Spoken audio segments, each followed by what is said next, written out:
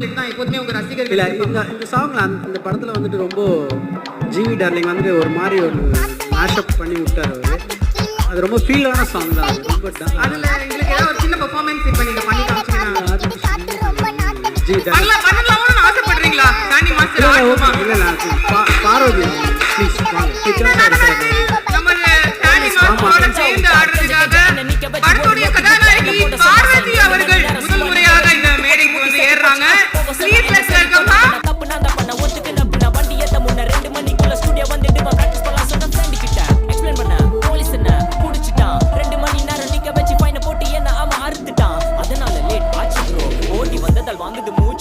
பாடியில scratch bro helmet போடலன்னு கொடுத்த recipe இது